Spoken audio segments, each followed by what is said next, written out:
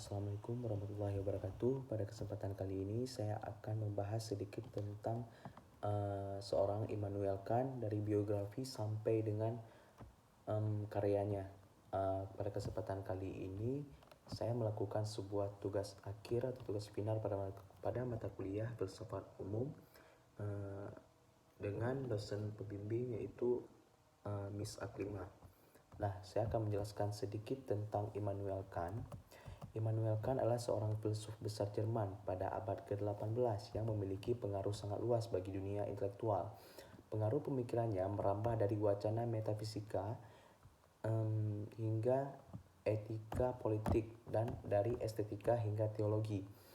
Lebih dari itu, dalam wacana etika juga mengembangkan model filsafat moral yang baru yang secara mendalam mempengaruhi epistemologi selanjutnya. Nah, kemudian kehidupan awal dari Immanuel Kant, yaitu biografi tentang Immanuel Kant. Immanuel Kant lahir di Königsberg, Kerajaan Prusia. Pada 22 April 1724. Meninggal juga di Königsberg, Kerajaan Prusia, 12 Februari 1904, yaitu sampai dengan umur 79 tahun. Kota itu sekarang bernama Kaliningrad di Rusia. Dia berasal dari keluarga pengrajin yang sederhana. Ketika Kant masih muda, usaha ayahnya bangkrut. Kehidupan mereka harus didukung oleh keluarga besar, ya, orang tuanya.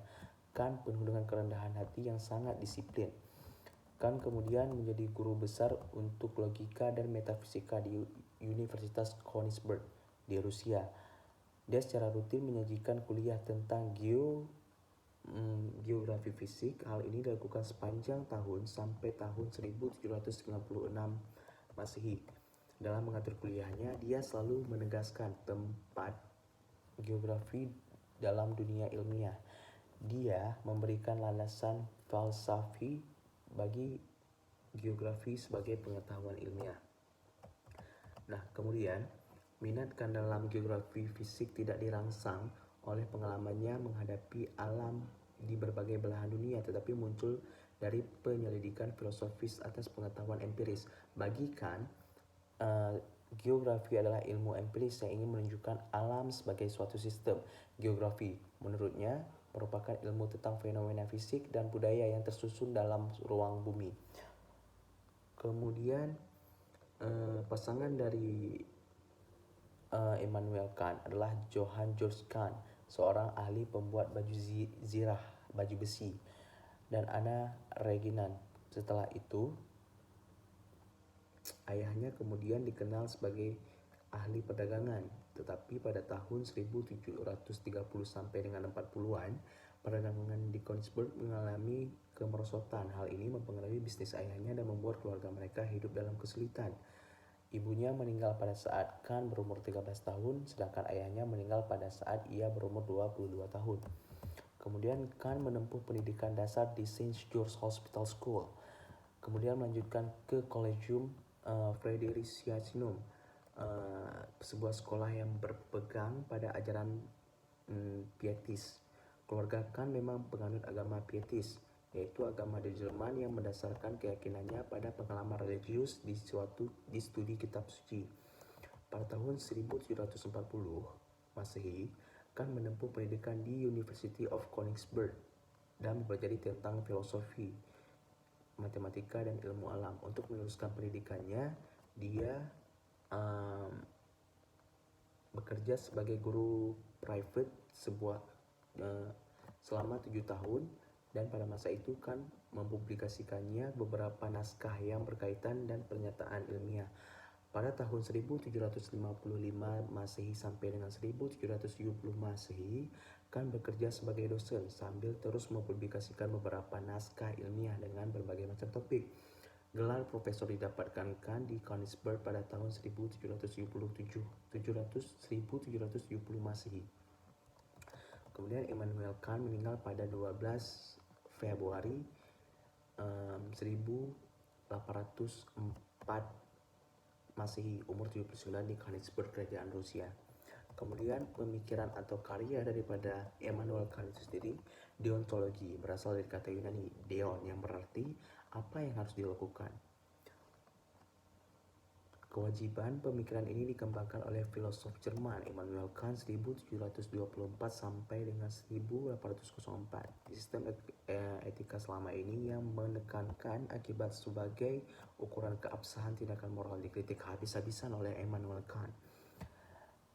Kemudian Kant memulai suatu pemikiran baru dalam bidang etika di mana ia melihat tindakan manusia absah secara moral apabila tindakan tersebut dilakukan berdasarkan kewajiban dan bukan akibat. Menurut Kant, tindakan yang terkesan baik bisa bergeser secara moral apabila dilakukan bukan berdasarkan rasa kewajiban, melainkan pamrih yang dihasilkan. Perbuatan dinilai baik apabila dia dilakukan semata-mata karena hormat terhadap hukum moral, yaitu kewajiban. Nah, Kant membedakan antara imperatif kategoris dan imperatif hipotesis sebagai dua perintah moral yang berbeda.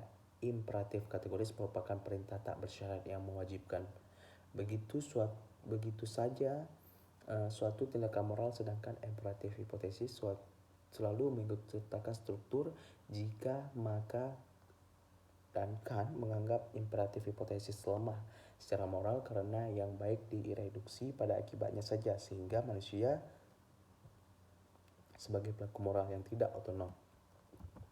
Nah, kemudian manusia bertindak semata-mata berdasarkan akibat perbuatannya saja. Otonomi manusia hanya dimungkinkan apabila manusia bertindak sesuai dengan imperatif kategoris yang mewajibkan tanpa syarat apapun. Perintah yang berbunyi lakukanlah, just do it. Imperatif kategoris ini menjiwai semua perbuatan moral seperti janji harus ditepati, barang pinjaman harus dikembalikan, dan lain sebagainya.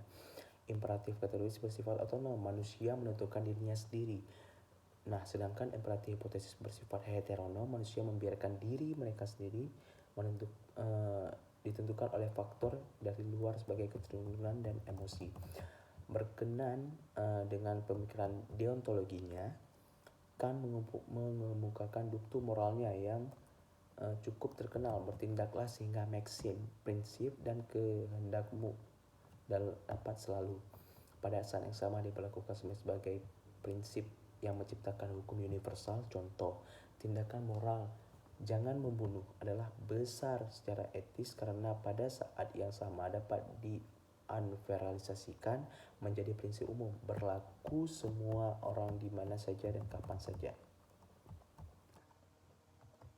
Nah, kemudian pemikiran dari Immanuel Kant itu sendiri diawali dengan pernyataan bahwa satu-satunya hal yang baik dan tak terbatasi dan tanpa pengecualian adalah kehendak baik. Sejauh orang yang berkehendak baik, maka itu baik. Bahwa penilaian bahwa seorang itu baik sama sekali tidak tergantung pada hal di luar dirinya. Tak ada yang baik di dalam dirinya kecuali kehendak baik. Wujud dari kehendak baik itu adalah seorang bahwa ia mau menjalankan kewajiban. Setiap tindakan yang kita lakukan adalah untuk menjalankan kewajiban sebagai hukum batin yang kita taati. Tindakan itulah yang mencapai moralitas. Demikian menurut Kant. Kewajiban menurutnya adalah suatu keharusan tindakan demi hormat terhadap hukum, tidak peduli apakah itu membuat kita nyaman atau tidak, senang atau tidak, cocok atau tidak. Pokoknya aku wajib menaatinya. Ketaatanku ini muncul dari sikap batinku yang merupakan wujud dari kehendak baik yang ada dalam diriku. Menurut Immanuel Kant, ada 3 kemungkinan seorang menjalankan kewajibannya. Pertama, ia memenuhi kewajiban karena hal itu menguntungkannya. Kedua, ia memenuhi kewajibannya karena itu terdorong dari perasaan yang ada di dalam hatinya. Dan kemudian yang ketiga, ia memenuhi kewajibannya karena kewajibannya tersebut. Karena memang ia mau memenuhi kewajibannya, tindakan yang terakhir inilah yang menurut Immanuel Kant merupakan tindakan yang mencari moralitas. Lalu Kant membedakan 2 hal antara legalitas dan moralitas. Legalitas adalah pemenuhan kewajiban yang didorong oleh kepentingan sendiri atau dorongan emosional, sedangkan moralitas atau pemenuhan kewajiban yang didorong oleh keinginan memenuhi kewajiban yang muncul dari kehendak baik dalam diri seorang. Nah, berikut adalah bibliografi atau biografi dari seorang Immanuel Kant dan beserta dengan karyanya. Terima kasih dan mohon maaf atas segala kekurangan. Saya akhiri billahi taufiq wal hidayah. Assalamualaikum warahmatullahi wabarakatuh.